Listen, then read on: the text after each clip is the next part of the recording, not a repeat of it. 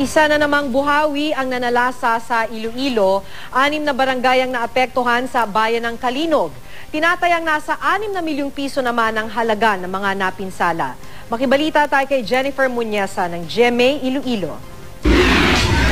Sinira ng napakalakas na hangin ang nag-iisang hanging bridge na nagdudugtong sa Barangay Delgado at Barangay Gama Grande sa Kalinog, Iloilo. Nagkawasak-wasak ang tulay. Sa bilog kong kinabuhi mo ito mabaskog nga hangin nga nakita ko. Mamay kita ko nagalibot-libot nga ginaalsa na yung bridge mo.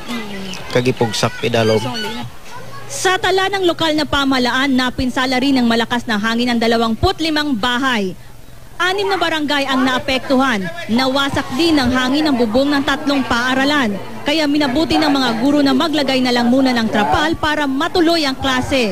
May mga bumagsak ding puno at poste ng kuryente na pansamantalang nagdulot ng brownout sa ilang lugar. Sa kabuuan, aabot sa 6 na milyong piso ang halaga ng mga napinsala. Ipapaayos naman daw ng lokal na gobyerno ang mga nasira. Uunahin ang nasirang tulay. May saksi ako sa engineer ko nga ikuha na mo, i-rehabilitate. Priority yung hindi, kaya muna isa kadako nga volume sa tao nga dito. Ayon sa mga otoridad, isang malakas na buhawi ang nanalasa sa lugar. Jennifer Muñesa, Nagbabalita, Pilipinas.